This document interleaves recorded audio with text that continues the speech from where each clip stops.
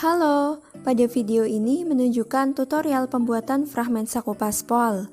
Untuk teman-teman sekalian, silakan persiapkan alat dan bahan yang diperlukan antara lain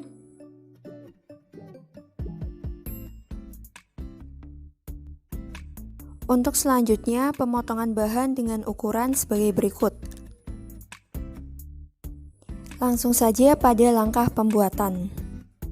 Langkah pertama, ambil potongan bahan utama untuk fragmen. Ini adalah bagian baik kain. Dan ini adalah bagian buruk kain. Pada bagian buruk ini kita akan membuat pola paspolnya. Atur jarak fragmen atasnya terlebih dahulu. Ukur dari atas turun ke bawah 6 cm.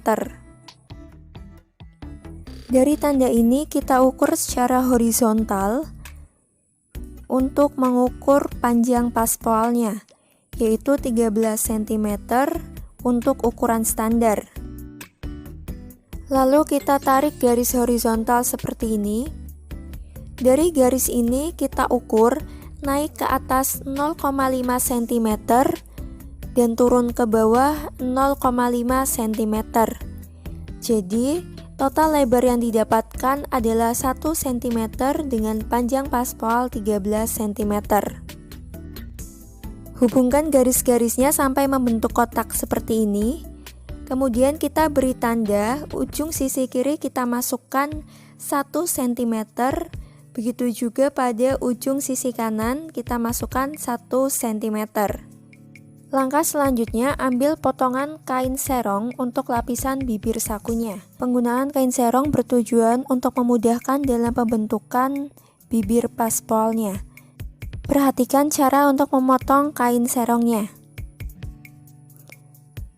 Ini adalah serat panjang kain dan ini serat lebar kain. Kita akan memotong secara serong atau diagonal.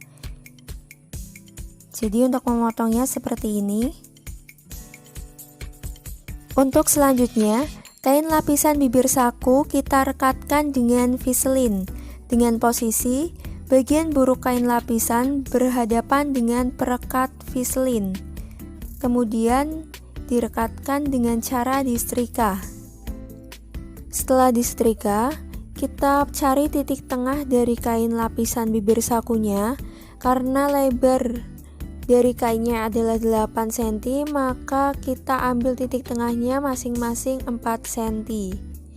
Lalu kita tarik garis tengah dan kita buat pola yang sama seperti pada pola di bahan utama. Kemudian kita letakkan kain lapisan di atas bahan utama dengan posisi bagian baik saling bertemu dan dipaskan antara pola di kain lapisan dengan bahan utama. Lalu kita semat menggunakan jarum pentul seperti ini. Selanjutnya, jahit tepat pada garis batas terluar polanya. Jahit mengikuti alur pola garis terluarnya. Jahit dengan hati-hati terutama pada bagian sudut-sudutnya. Langkah berikutnya adalah menggunting pada bagian tengah pola kotak.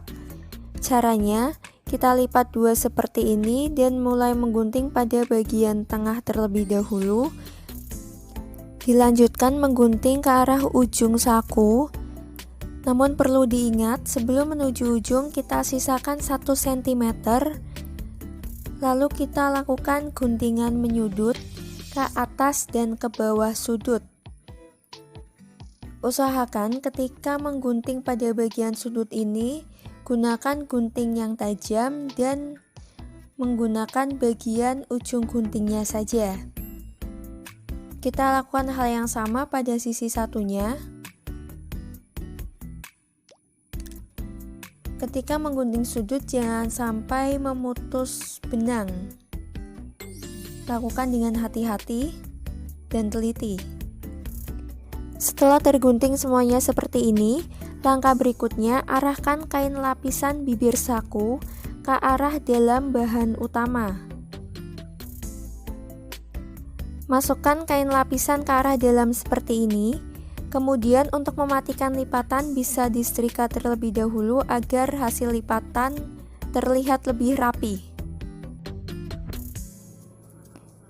Ini tampak ketika sudah disetrika. Selanjutnya, lipat kain lapisan bibir saku paspol ke arah bawah sehingga membungkus kampus seperti ini. Lipat sebesar 0,5 cm. Lalu lakukan pengepresan menggunakan setrika untuk mematikan lipatan. Setelah itu bisa disemat menggunakan jarum pentul. Lakukan hal yang sama pada bagian atas kain lapisan bibir sakunya. Lipat membungkus kampu sebesar 0,5 cm. Kemudian untuk menjaga kelebaran bibir saku paspol atas dan bawah, bisa disemat menggunakan jarum pentul terlebih dahulu. Langkah selanjutnya, jahit kain lapisan bibir saku paspol tepat pada sela-sela sambungan antara bahan utama dengan kain lapisan bibir paspol. Cara menjahitnya, kita lipat bagian bibir bawah saku paspolnya seperti ini. Jahit tepat pada sela-sela sambungan antara bahan utama dengan kain lapisan bibir paspol. Kemudian dijahit. Lakukan hal yang sama pada kain lapisan bibir saku paspol bagian atas. Tindas tepat pada sela sambungannya juga. Untuk menjaga lebar dari bibir saku paspol, semat menggunakan jarum pentul atau bisa juga dijelujur. Kemudian jahit tindas pada ujung kanan dan kiri bagian segitiga. Tindas tepat pada garis jahitan pertama. Perlu diperhatikan, cukup menjahit pada bagian segitiganya saja dan jangan sampai mengenai bagian kain yang lain. Lakukan hal yang sama pada ujung segitiga satunya. Langkah selanjutnya adalah menjahit sambungan furing saku bagian atas dengan lapisan saku bahan utama. Hal ini dilakukan agar saat paspol dibuka maka yang terlihat bagian dalam adalah bahan utamanya. Posisikan bagian atas kain furing bertemu dengan bagian bawah lapisan bahan utama. Jahit menggunakan teknik kampuh balik, yaitu teknik 2 kali jahitan. Pertama, jahit pada bagian buruk saling menghadap dengan ukuran 3 mm. Kemudian, kita balik dan jahit pada bagian baik saling berhadapan dengan posisi tepi tiras masuk ke dalam. Semat menggunakan jarum pentul terlebih dahulu agar memudahkan saat proses penjahitan.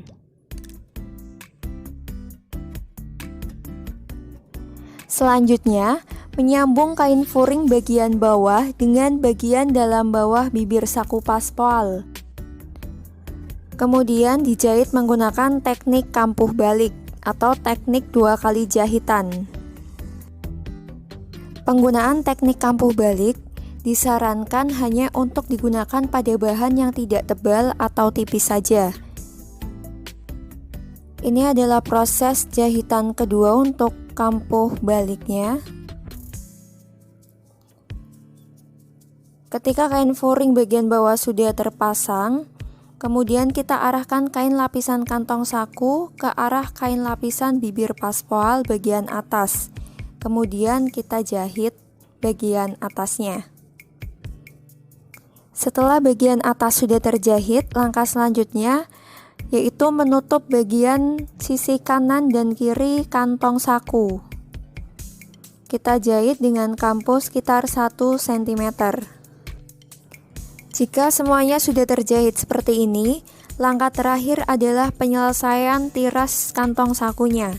Untuk penyelesaian bisa menggunakan obras. Ini hasil ketika sudah diobras, sehingga saku paspol sudah jadi.